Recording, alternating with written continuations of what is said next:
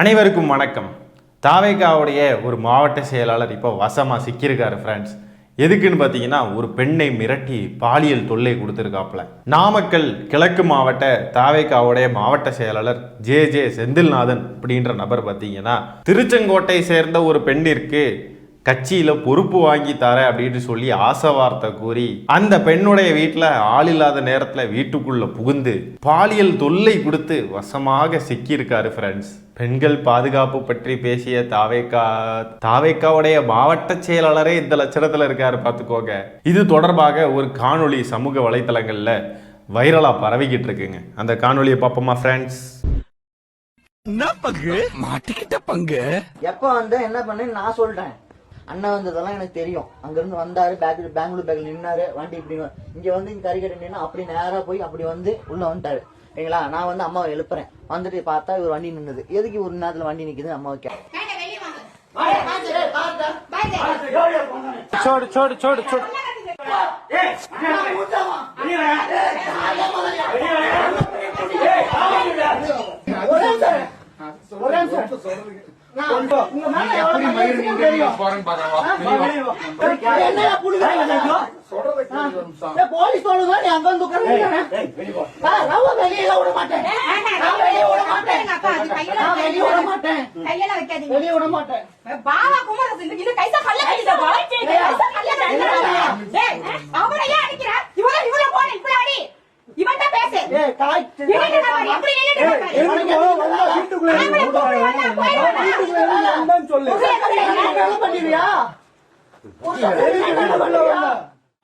மக்களோட சத்தம் கேக்குதா?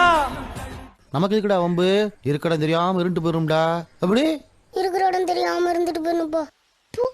அதாவது ஒன்று சொல்லுவாங்க, ஒருத்தரை பின்தொடர்றோம் அப்படின்னா அவரை போலதான் எல்லாருமே இருப்பாங்களாம். யாரை சொல்ற, யாரை பின்தொடர்றாங்க, யாரு தலைவன், யாரு தொண்டர்கள் அப்படின்றதுலாம் உங்களுக்கே தெரியும். மாவட்ட செயலாளர் ஒருத்தர் வந்து இந்த மாதிரி ஒரு சம்பவத்தில் ஈடுபட்டிருக்காரு. மாவட்ட செயலாளர்ன்றது ஒரு கட்சியில எவ்வளோ பெரிய ஒரு பதவி இல்லையா, ஒரு கட்சியை பொறுத்தவரை. இதை பத்தி விஜய் அவர்களோ புஷி ஆனந்தோ யாருமே வாயை திறக்கலைங்க. ஒழுங்கு நடவடிக்கை எடுத்திருக்கணுமா இல்லையா, அதை பற்றி கட்சியோடைய அதிகாரப்பூர்வ பக்கத்துலையாவது போட்டிருக்கணுமா இல்லையா, இல்லைனா பொதுச் செயலாளராவது போட்டிருக்கணுமா இல்லையா.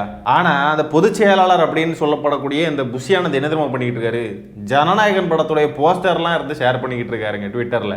சரி, இவங்க தான் இப்படி இருக்காங்க, ஊடகங்களாவது கவர் பண்ணுறாங்களான்னு பார்த்தா பல ஊடகங்கள் விஜய்க்கு வந்து செல்லப்பிள்ளையாக இருக்கக்கூடிய ஊடகங்கள் இல்லையா. அதனால விஜய்க்கும் அந்த ஊடகங்கள்லாம் செல்லப்பிள்ளைகள் தான், அந்த ஊடகங்களுக்கும் விஜய் ஒரு செல்லப்பிள்ளை தான். அதனால அதெல்லாம் கண்டுக்க மாட்டாங்க. தாவேக்காத திமுகனா ஐயோயோ நோ, முதல்ல பிரேக்கிங்காக போடுங்க, அப்படியே அடிச்சு செதற விடணும், ஒரு அப்படியே வேற மாதிரி இருக்கணும்.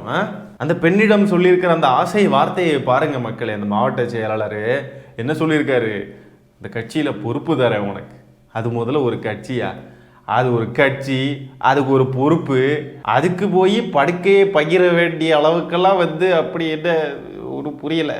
அந்த வீட்டுக்குள்ள விஜயோடைய ஃபோட்டோ இருக்குங்க.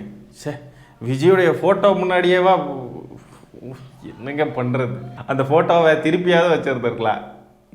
விஜய் என்ன நினைப்பாரு, நண்பா நண்பீஸ்லாம் இப்போ என்ன பதில் சொல்ல போகிறாங்களோ, விட்டு கொடுப்பாடுங்க. எப்படியே வந்து ஒரு நண்பாவும் ஒரு நண்பியும் இந்த கட்சியை நம்ம எப்படிலாம் வளர்க்கலாம், 2026 தேர்தலில் எப்படி நம்ம வெற்றி பெற்று அரியணையில் உட்காரலாம் அப்படின்னு சொல்லிட்டு சீரியஸான டிஸ்கஷன்ஸ்லாம் மேக் பண்ணியிருக்காங்க. அப்படியே பாஜகவை பார்த்த மாதிரியே இருக்கலாங்க, பாலியல் ஜல்சா கட்சியை பார்த்த மாதிரியே இருக்குல்ல இந்த கட்சியை பார்க்கறதுக்கு. ஈரோட்டில் விஜய் அவர்கள் போய் நின்றுக்கிட்டு பெண்களுக்கு பாதுகாப்பு இல்லை இருக்கா நீங்கள்லாம் சொல்லுங்க அப்படின்னு சொல்லிட்டு அந்த அணில் குஞ்சுகளையும் வந்து இல்லைன்னு சொல்ல வச்சாப்புல. கட்சியுடைய மாவட்ட செயலாளரே இப்படிலாம் செயல்பட்டா பெண்களுக்கு பாதுகாப்பு எப்படி இருக்கும்? இந்த மாதிரிப்பட்ட நபர்களால தான் பெண்களுக்கு வந்து பாதுகாப்பு இல்லாமல் ஆயிட்டு இருக்கு. அதான் சொல்றோம்ல, இவனுங்க தான் பிரச்சனையே. இவனுங்களை மட்டும் மொத்தமாக மூட்டை கட்டி தமிழ்நாட்டை விட்டு தூக்கி எரிஞ்சிட்டோம் அப்படின்னா ரொம்ப நல்லாயிருக்கும். இவனுங்களையும் இந்த பாஜக சங்கிகளையும் நம்ம ரொம்ப நிம்மதியாக இருக்கலாங்க, ரொம்ப நிம்மதியாக இருக்கலாம். அந்த கட்சியில் பதவி வேணும்னு சொன்னால் இப்படி தான் இன்டர்வியூ கொடுப்பாங்க போல இருக்கு. இது ஒரு பெண்ணுக்கு இந்த மாதிரி நடந்திருக்குன்னு சொன்னால் இன்னும் எத்தனை பேர் இருக்காங்களோ தெரில. அதெல்லாம் இனிமேல் விசாரிச்சா தெரிய வரும். கட்சியுடைய கொள்கையை பற்றி சீரியஸாக டிஸ்கஸ் பண்ணிக்கிட்டு இருந்திருப்பாங்கங்க. நம்ம தான் ஏதாவது தப்பாக நினச்சிக்கிட்டு இருக்க போகிறோம். என்ன இது கட்சி கொள்கையை பரப்புறது, அதை பற்றி பேசுகிறதெல்லாம் தப்பாங்க. விஜய் அவர்கள் முன்னாடி ஒரு வீடியோ போட்டாப்புல. அந்த வீடியோவை இப்போ நான் உங்களுக்கு அந்த குறும்படம் ஒன்றை நீங்கள் பார்க்க வேண்டும். அந்த குறும்படத்தை பாருங்கள். பாதுகாப்பாக இருந்தால் தானே சந்தோஷத்தை உணர முடியும். அப்படி எந்த பாதுகாப்பும் இல்லாதப்போ, இன்செக்யூரிட்டியாக இருக்கிறப்போ எந்த சந்தோஷமும் இருக்காது தானே அப்படின்னு நீங்கள் நினைக்கிறது எனக்கு புரியுது. சோக்கா இருக்குதுப்பா, நல்லா கதையாக இருக்குதே. இதுக்கு பிறகு தான் இருக்குது ட்விஸ்ட்டே. நான் உங்களுக்கெல்லாம் ஒரு ஷாக்கிங்கான ஒரு வீடியோ போட போகிறேன். அந்த வீடியோவில் அந்த பெண் இருக்காங்க இல்லையா, அந்த பாதிக்கப்பட்ட பெண் சரியா, அவங்க வந்துட்டு பேசுகிறாங்க, திரும்ப பேசுகிறாங்க, இதுக்கும் திமுக தான் கண்டுபிடிச்சிருப்பீங்க நான் என்ன சொல்ல வரேன்னு காரணம் அப்படின்றாங்க. ஆடாப்பாவிகளா, ஏன்டா இப்படி இருக்கீங்க? அந்த பெண் பேசுகிறத பாருங்களேன். நம்பலல்லங்க, நான் சொல்கிறத நீங்கள் நம்பலல்ல பாருங்க. எல்லாத்துக்கும் திமுக தான் காரணம் அக்கார்டிங் டு திஸ் அனில் குஞ்சூஸ். இங்கே பாருங்களேன். அனைவருக்கும் வணக்கம். திருச்செங்கோட்டிலேருந்து நான் தான் மீராபான் பேசுகிறேன். நான் நாமக்கல் கிழக்கு மாவட்ட மகளிர் அணி தலைவியாக இருக்கேன். என்னை பற்றி தான் காலையிலேருந்து தப்பாக சமூக ஊடகங்களில் மானங்கட்ட திமுக அரசு சித்தரிச்சிட்டு இருக்கு. ஒரு பொண்ணை பற்றி பேசுறதுக்கு முன்னாடி என்ன நடக்குது எது நடக்குதுன்னு தெளிவாக தெரிஞ்சுக்கிட்டு பேசணும். புரியல, திமுக அரசு என்ன பண்ணிச்சு? இதில் அரசு திமுக கூட இல்லை, திமுக அரசு. யாரா நீங்கள்லாம்? என்ன வார்த்தை யூஸ் பண்ணுறோம், என்ன சொல்கிறோன்னு கூட தெரியாமல் மென்டல் மாதிரி பேசிக்கிட்டு இருக்காங்க பாருங்க. இங்கே ஒரு தப்பு நடக்க இருந்தது. அந்த தப்பு நடக்கிறதுக்கு முன்னாடி என் வீட்டில் தெரியப்படுத்தி அங்கே இருக்கிற ஆட்கள் எல்லாருமே வந்து அந்த தப்பை கண்டித்து பேசிட்டு இருக்கிறப்ப திமுக கைக்கூலி ஆளுங்க ஒருத்தர் உள்ள இருந்து வீடியோ எடுத்து ரொம்ப தப்பாக சித்தரிச்சிட்டு இருக்காங்க. ஓ, வீடியோ எடுத்து தப்பாக சித்தரிச்சிட்டாங்க. அப்போ அங்கே நடந்தது தப்பு இல்லை, தாவைக்கா மாவட்ட செயலாளர் செஞ்சது தப்பு இல்லை. பதவி தரேன்னு சொல்லி ஆசை வார்த்தை கூறி மிரட்டி பாலியல் தொல்லை கொடுத்ததெல்லாம் தப்பே இல்லை. அதை வீடியோ எடுத்து பப்ளிஷ் பண்ணிட்டாங்க யாரோ, அவங்க திமுக கைக்கூலி. அதை வந்து வீடியோ எடுத்து போட்டுட்டாங்க. அதனால திமுக அரசு தப்பு பண்ணுது. திமுக அரசு வந்து ஏதோ பண்ணிக்கிட்டு இருக்கு. யாருடா நீங்கெல்லாம்?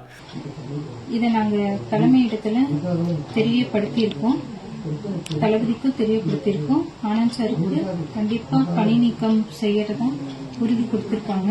பணி நீக்கமா? என்ன பணி நீக்கமா? கட்சியில பொறுப்புல இருந்து நீக்கிறத இதுங்க என்னங்க இது? பணி நீக்கம், பணி என்ன பண்றது எங்களுக்கு தெரியும். இதை நாங்கள் சட்ட ரீதியாக ஃபேஸ் பண்ணிக்கிறோம். தளபதிக்கும் ரீதியாக நாங்கள் ஃபேஸ் பண்ணிக்கிறோம். இது ரொம்ப இந்த வீடியோ வைரல் படுத்த வேணாம். வீடியோவை எடுத்து போட்டுட்டு வீடியோவை வைரல் படுத்த வேணாமா? என்ன இது லாஜிக்கு? அப்புறம் எதுக்கு வீடியோ போடுறீங்க? வீடியோ போட்டிங்கன்னா அதை பற்றி தான் பேசுவாங்க, அது வைரல் ஆக தான் செய்யும். யாருமா நீ?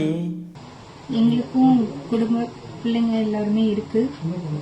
தப்பு தயவு செஞ்சு மறுபடியும் ரொம்ப ஷேர் பண்ண வேணாம். இல்லை புரியலை, அப்புறம் எதுக்கு வீடியோ எடுக்கிறீங்க? என்னமாங்க? எங்களுக்கும் இந்த நடந்த சம்பவத்துக்கும் தளபதிக்கும் எந்த ஒரு சம்பந்தமும் இல்லை. எங்களுக்கே அங்கே நடந்த அந்த சம்பவத்தில் சம்மந்தம் இல்லைங்க. தளபதிக்கு எப்படிங்க இருக்கும்? அவங்களுக்கே சம்மந்தம் இல்லைங்க, பாவங்க. திமுக இந்த மாதிரி இழிவான ஒரு அரசியல் பண்ண வேணான்ட்டு ரொம்ப கெஞ்சி கேட்டுக்கிறோம். திமுக இந்த மாதிரி இழிவான அரசியல் பண்றாங்க. இவங்க வந்து கொள்கையை விளக்கிக்கிட்டுறாங்க. இவங்க வீட்டுக்குள்ள வந்து கொள்கையை பத்தி பேசிக்கிட்டு இருந்திருக்காங்க. அதை வந்து கண்டுபிடிச்சி யாரோ வீடியோ எடுத்துட்டாங்களா.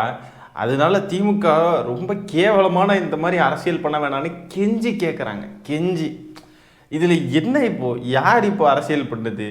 புரியல. திமுக என்ன அரசியல் பண்ணுச்சு? திமுக அரசு பண்ணிச்சான். அதுவும் அந்த அம்மா சொல்கிறாங்க. முதல்ல இதில் திமுக எங்கப்பா வந்துச்சு?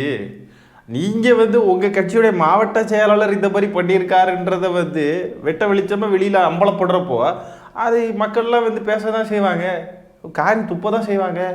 துப்புனா தொடச்சிக்கோங்க. அதான் ஒருத்தர் இருக்கார்ல உங்கள் கட்சியில், ஒருத்தர் துப்புனா தொடச்சிக்குவோம் அப்படின்ட்டு வந்து சேர்ந்துருக்கார்ல புதுசாக. அது மாதிரி இருங்க. போகிற இடத்துல எல்லாம் பெண்கள் பாதுகாப்பு இல்லை, இங்கே இல்லைன்னு விஜய் உருட்டிக்கிட்டே இருக்காரு. அப்போ அந்த கட்சியுடைய லட்சணம் என்னன்றதை மக்கள்கிட்ட எடுத்து காட்ட தான் செய்வோம். இதுக்கு எதுக்கு கதறீங்க? இது கெஞ்சி கேட்குறாங்களாம். அது திமுகவை பற்றி கேட்குறாங்க. திமுகவுக்கு இதுக்கு என்ன சம்மந்தம் இருக்குது? திமுககாரங்க யாராவது வந்தாங்களா அங்கே? என்ன இது இன்னும் ஒன்றும் புரியல. இது சும்மா உங்கள் வீட்லேயும் குடும்ப பெண்கள் இருக்காங்க, குழந்தைங்க இருக்காங்க, எல்லாத்துக்கும் இந்த நிலைமை உங்களுக்கும் வரும்.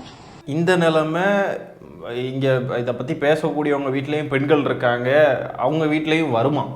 எந்த நிலைமை வரும்? எதுக்கு வரணும்? இது புரிய மாட்டேங்குது. உனக்கு பதவி தரேன்னு சொல்லி ஆசை வார்த்தை காட்டி ஒருத்தன் இது பண்ணுறான். அவனை வந்து குற்றம் சாட்டுறதை விட்டுக்கிட்டு திமுகவை பற்றி பேசுகிறாங்க.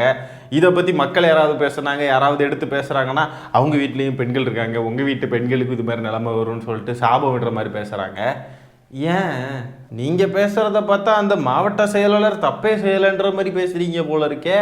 இது வெளியில் அம்பலப்பட்டுருச்சு, அதனால் அதை பற்றி பேசுகிறவங்கெல்லாம் தப்பு பண்ணுறாங்கன்ற மாதிரிலாம் நீங்கள் பேசுகிறீங்க. என்னம்மா இது? என்ன இது? அதனால தயவு செஞ்சு இந்த விஷயத்தை வந்து ரொம்ப தப்பா சித்தரிக்க வேணாம். அது ஆல்ரெடி தப்பாக தான் இருக்குது. அதில் சித்தரிக்கிறதுக்கெலாம் எதுவுமே இல்லை, தப்பாக தான் இருக்குது. அது அப்படியே மக்கள் எல்லாருமே பேசுவோம் தான். தப்பாக யாருமே சித்தரிக்கலையம்மா. நீங்கள் பேசுகிறது கூட பாருங்கள், ஏதாவது தப்பாக சித்தரிக்கிறோம் அப்படியே எடுத்து போடுறோம். அதே மாதிரி தான் இந்த மாவட்ட செயலாளர் பண்ணியிருக்கிற விஷயங்கள், அதெல்லாம் காணொலி ஆதாரங்கள் அது இதுன்னு வந்தாச்சு இல்லை, அவ்வளோதான். அது இதில் என்ன தப்பாக சித்தரிக்கிறது இருக்குது? அதை it is what it is. தளபதிக்கும் எந்த சம்பந்தமும் இல்லை. கண்டிப்பாக 2026 தளபதி ஆட்சி அமைப்பார். நீங்கள் இந்த மாதிரி தப்பாக சித்தரிச்சாலும் கண்டிப்பாக தளபதி ஆட்சி அமைப்பார். நான் ஒன்று சொல்லட்டுமாங்க?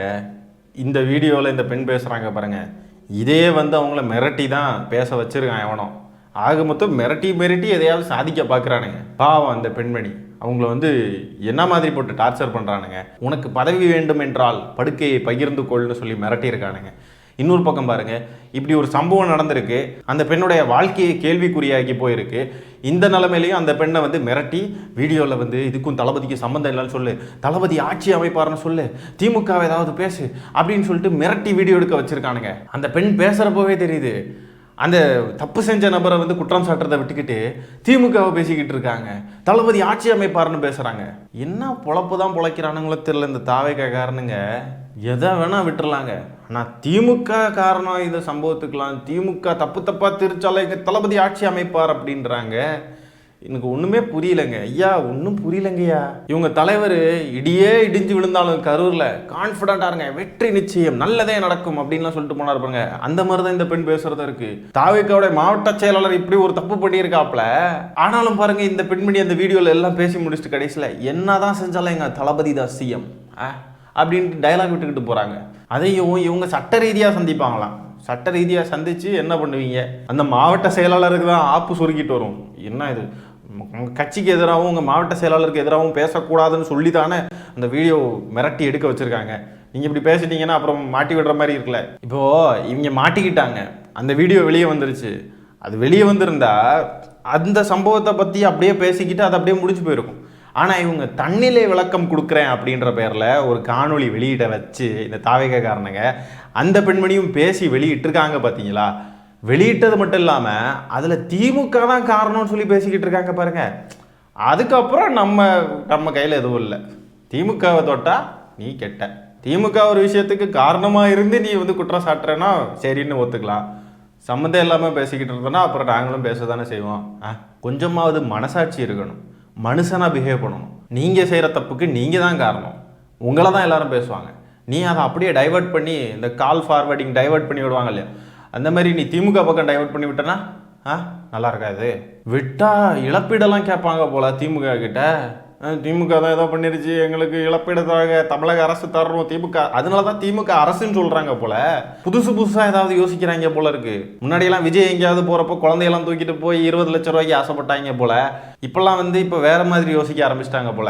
இந்த மாதிரி நம்ம வீட்டுக்குள்ளே கொள்கையை வந்து நம்ம பேசுவோம், கொள்கையை பற்றி பேசி தாவேக்கா கட்சியோடைய முன்னேற்றத்தை பற்றி நாம் பேசுவோம் அப்படின்னு சொல்லி இவங்க வீட்டுக்குள்ளே மீட்டிங் போட்டுக்கிட்டு அதை இவங்களே வந்து படம் பிடிச்சி வெளியே விட்டு அதுக்கு பிறகு தனியாக ஒரு வீடியோ போட்டு அதுக்கு காரணம் திமுக தான் சொல்லி எங்களுக்கு இழப்பீடு தாங்க, எங்களுக்கு வாழ்க்கை போயிருச்சு, இதுக்கு காரணம் திமுக தான், இந்த அரசு தான் அப்படின்னு சொல்லி அதில் ஒரு காசு தேத்தலான்னு பார்க்குறாங்களோ என்னமோ, யாருக்கு தெரியும். தாவேக்கா ஒரு தூய சக்தி மக்களையே பார்த்துக்கோங்க. இந்த தூய சக்தி காதலை இந்த தீய சக்தி திமுக தான் பிரித்து விட்டுருச்சு.